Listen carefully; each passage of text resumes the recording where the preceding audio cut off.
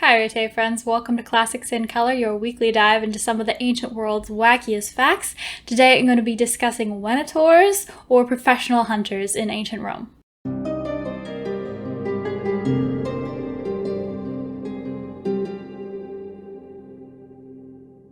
So context first, as always, a little bit of that.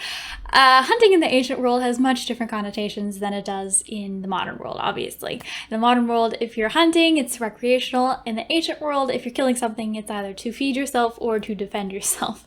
In the modern world, if a coyote kills your cat, then that's very sad, but your life is going to go on.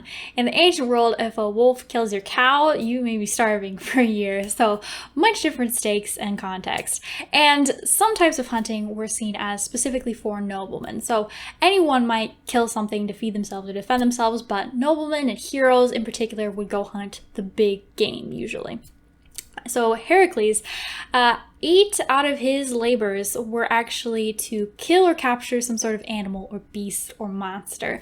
And it's interesting that it's not always just to kill the animal. Sometimes he just has to capture it. So Cerberus, for instance, the dog of the underworld, he just has to drag it back and say, see, look, I did it. I got him. And then Odysseus, there's a whole scene in the Odyssey where he's just hunting the stag to feed his men.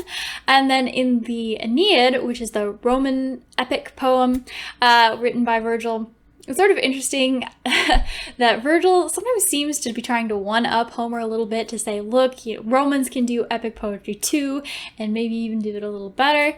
So, for example, when Aeneas goes hunting to feed his men, he doesn't just take down one stag, he takes down like 12 of them.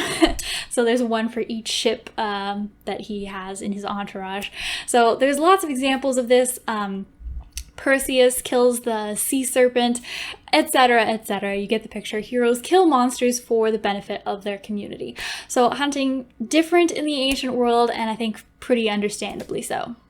So now that I've spent all that time justifying hunting in the private realm, I'm going to be talking about how horrific it could be in public. So public hunts in Rome were put on fairly sporadically in the Republic. So occasionally you would have someone who had a lot of wealth or fame put on one of these games to give themselves clout, to promote themselves.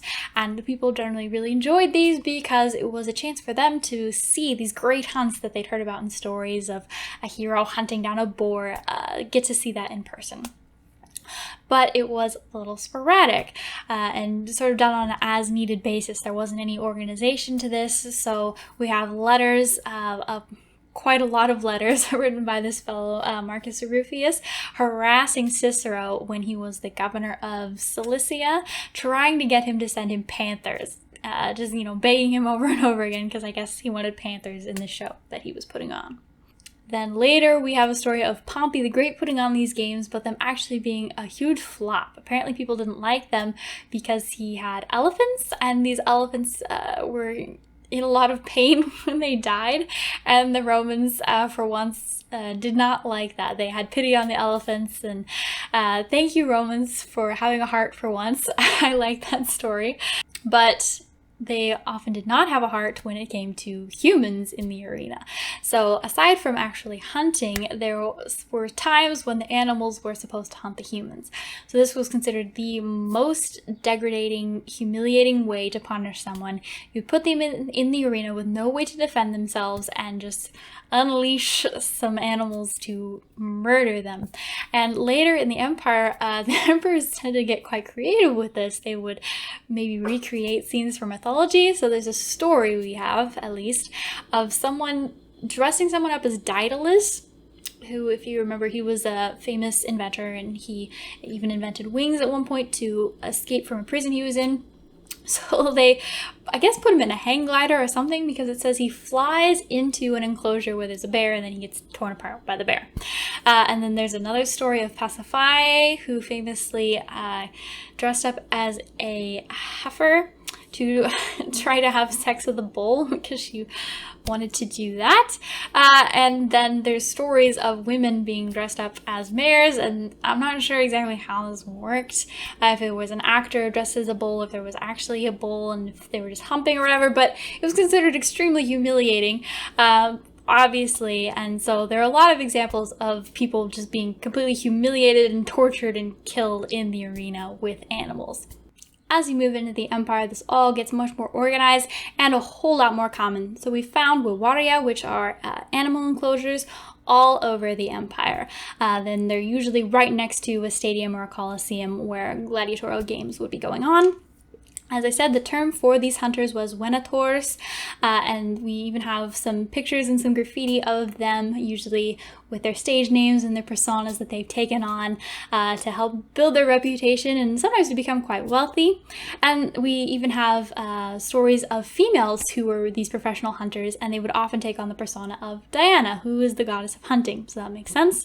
And an interesting tidbit I learned recently is that the slaves who were assigned to come out and clear the dead bodies off afterwards would usually dress up as Mercury, who's the god who in mythology often accompanies people to the underworld. So I think that's kind of funny. So this whole thing was a way for emperors to display their power, to say, look, our armies can go anywhere in the world, they can take whatever they want, bring it here just for entertainment. So it was a real flex on their part, and we have whole units of the military that seem to have been assigned to hunting down animals at one point or another. We have letters of villages writing to their local military base saying, hey, can we borrow all your hunting gear? You know, we have too many gazelle and they're eating all our crops. We even have some of the terms that were used for these guys. So apparently there were units that were just for hunting bears, and they were called the Rissanen.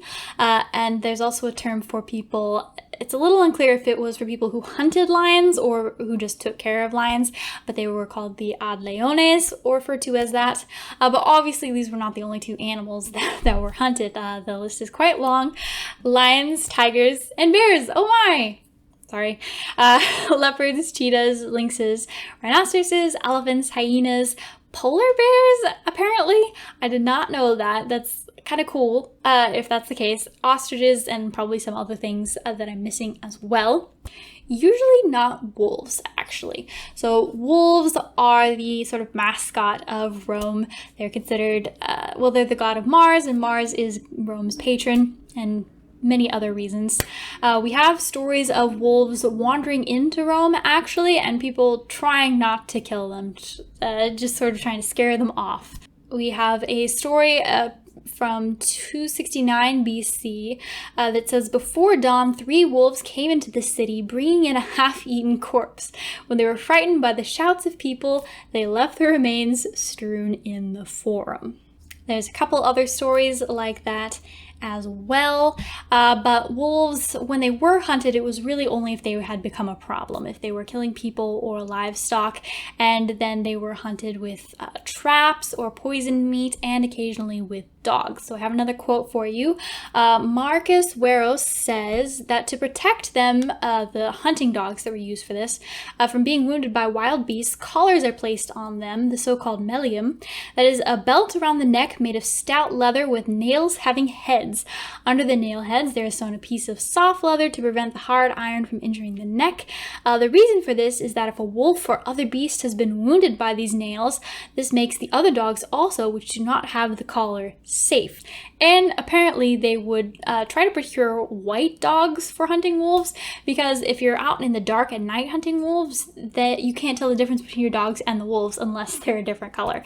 So that's some interesting facts about people using dogs to hunt wolves. And as I said, other than for prevention, there wasn't a lot of reason to kill wolves because the meat is nasty. And the other animals that were killed in the arena, often their skins, their meat would be sold afterwards, but nobody really wants to eat wolves, and it can give you parasites.